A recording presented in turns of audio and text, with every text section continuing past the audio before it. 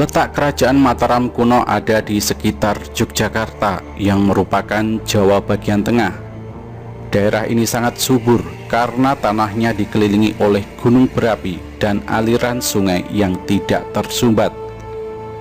Sejarah kerajaan Mataram kuno berhubungan erat dengan sejarah kerajaan besar lain di bumi Nusantara, seperti halnya sejarah kerajaan Sriwijaya yang menjadi cikal bakal kerajaan Mataram kuno. Posisi persisnya, kerajaan Mataram kuno sempat mengalami beberapa kali pergantian istana yang disebabkan oleh bencana alam. Namun bagaimanapun juga di mata orang-orang awam, sejarah Mataram kuno sering rancau dengan sejarah Mataram Islam. Padahal kedua kerajaan ini terpaut ratusan tahun dengan banyak perbedaan. Mataram kuno sama dengan kerajaan Medang. Pusat pemerintahannya ada di Jawa Tengah, lalu pindah ke Jawa Timur. Agama yang dianut dari Hindu Siwa menjadi Buddha Mahayana. Sistem pemerintahannya di politik istana sedikit berbeda dengan yang diterapkan pendahulunya dalam sejarah kerajaan Majapahit. Mataram kuno juga menjadi kerajaan agraris yang meneruskan tahta kerajaan Kalingga atau Holing. Raja Medang I Bumi Mataram menjadi ungkapan petunjuk bagi kita bahwa dahulu pernah ada suatu kerajaan di Bumi Mataram. Mataram sendiri diyakini sebagai nama daerah penting yang dijadikan pusat kerajaan. Alasan inilah yang kiranya membuat kerajaan Medang lebih dikenal sebagai kerajaan Mataram. Untuk lebih mengenal spesifiknya, Mataram yang dimaksud adalah Mataram Hindu atau Mataram kuno. Kerajaan Mataram kuno ini berdiri di atas sebuah prasasti tertulis berangka tahun 907 yang dikenal masyarakat dengan Prasasti Mantiasih. Prasasti ini mengatasnamakan Dyah Balitung dan menjelaskan secara eksplisit bahwa penguasa pertama kerajaan Medang ini adalah Rakai Mataram, Sang Ratu Sanjaya. Menyandang gelar ratu bukan berarti penguasa pertama kerajaan Mataram merupakan seorang perempuan. Ratu, Rakai, dan Bri adalah istilah asli Nusantara untuk menyebut seorang penguasa. Jadi Sanjaya memiliki jenis kelamin laki-laki, namun memakai gelar ratu karena pada saat itu tidak ada perbedaan yang berarti atas tafsir ratu dan raja. Ibnu Sanjaya bernama Sanaha. Sanaha inilah memiliki seorang saudara bernama Sana yang menguasai sebuah kerajaan tanpa nama. Tepat di tahun 732 Masehi, Ratu Sanjaya mengeluarkan sebuah prasasti yang menerangkan posisinya sebagai seorang raja. Ia memiliki seorang pendahulu bernama Sana. Beliau gagal memerintah kerajaan tak bernama hingga kondisi di dalam kerajaan kacau. Lalu Sanjaya datang untuk membereskan kekacauan tersebut. Diketahui bahwa ternyata Sana memiliki beberapa nama, antara lain Sena dan Bratasenawa. Proses turunnya ia dari tahta kerajaan Galuh setelah memerintah sejak tahun 706 sampai 716 Masehi, dipicu oleh sebuah pemberontakan yang gagal diredam. Pemberontakan tersebut memang berniat mengkudeta Raja Sana. Pelaku di balik kudeta itu adalah Purbasora, paman dari Sanjaya sendiri. Setelah diturunkan paksa oleh Purbasora, Raja Sana merasa berhak menduduki tahtanya lagi. Ia pun berlari ke sahabatnya, Raja Sunda pertama bernama Tarusbawa. Sebenarnya kerajaan Galuh dengan kerajaan Sunda masih memiliki ikatan batin yang lebih dari persahabatan biasa. Kedua kerajaan ini adalah bagian dari sejarah kerajaan Tarumanegara yang kemudian pecah menjadi dua bagian. Selanjutnya di kerajaan Galuh, Sana beserta keluarganya diperlakukan dengan sangat baik. Setiap tingkah dari keluarga Sana diperhatikan betul oleh Raja Tarusbawa hingga ia merasa sangat simpati dengan keponakan sahabatnya itu.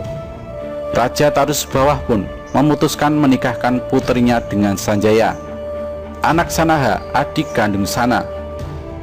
Ia bermaksud membalaskan sakit hati keluarganya atas kudeta yang dilakukan keluarga Purbasora. Sanjaya menyampaikan maksudnya ini kepada mertuanya dengan tujuan mendapatkan restu sekaligus bantuan perang merebut kembali hak milik kerajaan. Sanjaya memulai pembalasan dendamnya dengan naik menjadi raja di kerajaan Sunda terlebih dahulu. Ia memerintah di Sunda bukan atas nama besarnya langsung. Sanjaya hanya berusaha menjalankan pemerintahan di Sunda, menggantikan mertuanya yang sudah berumur. Seharusnya tampuk kekuasaan jatuh ke tangan istrinya. Sayangnya sang istri kurang cakap dan lebih percaya pada kemampuan suaminya, sehingga nantinya Sanjaya menggenggam kekuasaan 3 kerajaan sekaligus. Kerajaan ini menjadi raja yang cakap di kerajaan Sunda yang termasuk di wilayah Jawa Barat. Sanjaya ikut terlibat dalam sejarah kerajaan Kalingga. Ia menggantikan Ratu Sima yang terkenal super adil untuk menduduki tahta kerajaan Kalingga. Di abad ke-7 itu pula lah Sanjaya mengakhiri kekuasaannya di Jawa Barat dengan membagi wilayah kerajaan kepada kedua putranya. Sanjaya kemudian pergi ke Mataram lagi sesuai dengan keinginan awalnya. Di sana ia mengambil alih kekuasaan dan menjadi raja di Mataram kuno. Karena memulai segalanya dari awal, sejarah lebih mengenal Sanjaya sebagai pendiri Wangsa Sanjaya yang menguasai kerajaan Mataram kuno. Kejayaan Mataram kuno sudah tampak sejak awal. Semua ini berkat jiwa kepemimpinan Sanjaya yang memang layak menjadi raja. Sanjaya bukan sembarang raja yang hanya menginginkan kekuasaan semata. Sanjaya adalah seorang raja yang juga memahami isi dari kitab sucinya. Ia adalah seorang penganut Hindu Siwa yang sangat taat.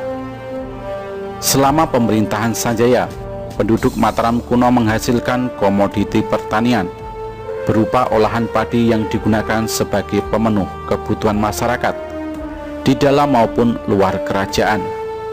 Sanjaya sendiri tidak pernah menunggu disuruh para Brahmana untuk membangun pura-pura sebagai tempat suci peribadatan orang Hindu. Meskipun sangat mendukung perkembangan agama Hindu, namun Sanjaya merupakan raja yang bijak. Beliau ini bercermin pada sejarah kerajaan Majapahit yang sukses menerapkan sejarah Bhinneka Tunggal Ika sesuai yang tercantum di kitab Negara Kretagama. Sanjaya menjembatani penduduk di Mataram kuno yang ingin memeluk agama lain. Waktu itu hanya ada 2 agama besar yang memiliki banyak pengaruh terhadap kehidupan masyarakat. Hanya ada Hindu dan Buddha.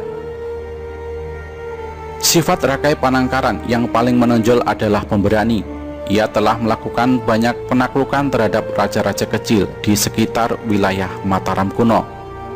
Rakai Panangkaran menggantikan Ratu Sanjaya sebagai penguasa kerajaan Mataram kuno. Di masa pemerintahannya, kaum Hindu bertempat tinggal di Mataram kuno bagian barat, sementara para pemeluk Buddha lebih nyaman menempati wilayah Jawa Tengah sebelah selatan. Perbedaan tempat ini sengaja dilakukan agar kedua agama dapat hidup berdampingan, menjalankan ibadahnya masing-masing dan berinteraksi dengan orang-orang yang sama. Keimanan akan semakin kuat karena sering bergaul dengan orang seagama.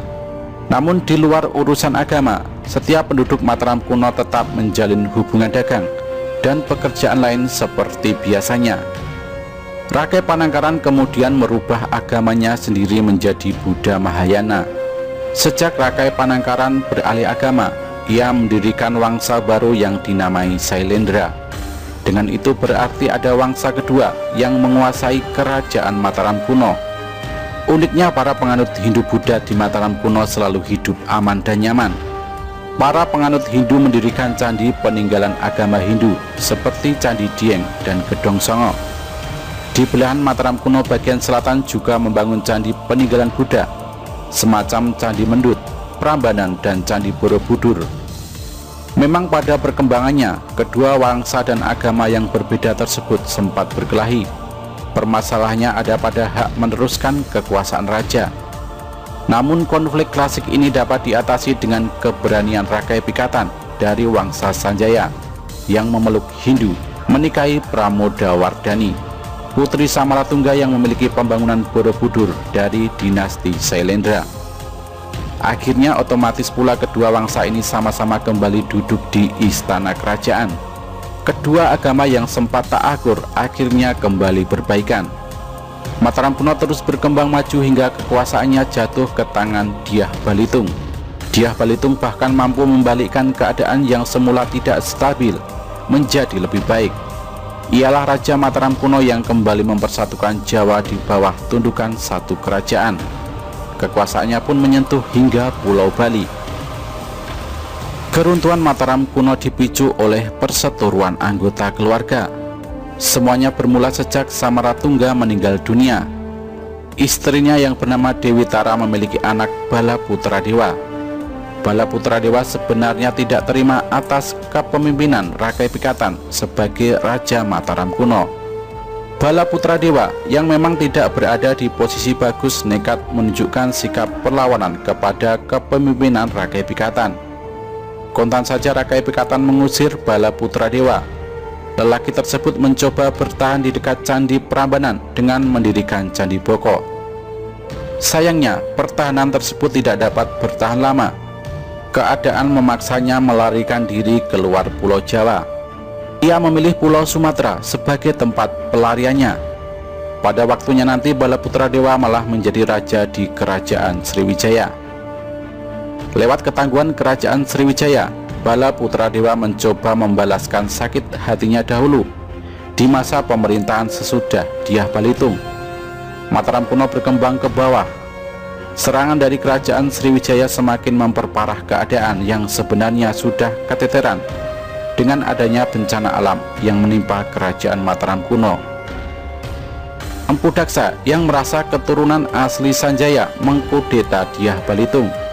Selanjutnya Mataram kuno semakin goyah dari dalam maupun luar.